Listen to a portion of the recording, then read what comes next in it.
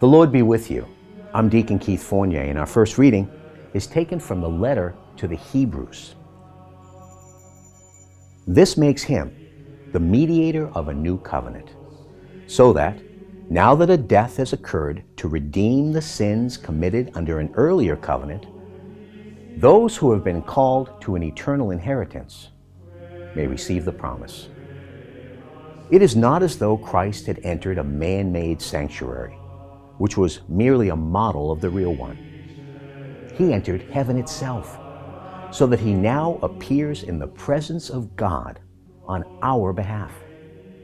And he does not have to offer himself again and again as the high priest goes into the sanctuary year after year with the blood that is not his own.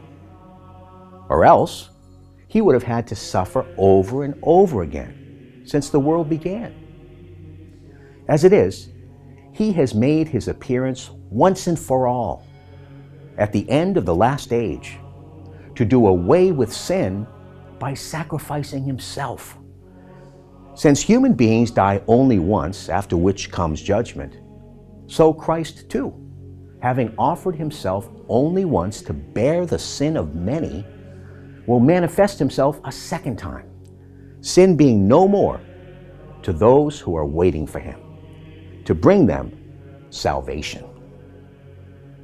And our responsorial psalm is taken from Psalm 98. Sing a new song to Yahweh, for he has performed wonders. His saving power is in his right hand and his holy arm. Yahweh has made known his saving power, revealed his saving justice for the nations to see, mindful of his faithful love and his constancy to the house of Israel. The whole wide world has seen the saving power of our God. Acclaim Yahweh, all the earth. Burst into shouts of joy.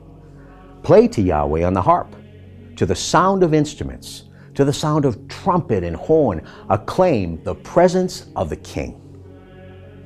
And a reading from the Holy Gospel according to St. Mark. The scribes who had come down from Jerusalem were saying, Beelzebul is in him, and it is through the prince of devils that he drives devils out. So Jesus called them to him and spoke to them in parables. How can Satan drive out Satan? If a kingdom is divided against itself, that kingdom cannot last. And if a household is divided against itself, that household can never last. Now, if Satan has rebelled against himself and is divided, he cannot last either. It is the end of him. But no one can make his way into a strong man's house and plunder his property unless he has first tied up the strong man. Only then can he plunder his house. In truth, I tell you, all human sins will be forgiven, and all the blasphemies ever uttered. But anyone who blasphemes against the Holy Spirit will never be forgiven, but is guilty of an eternal sin.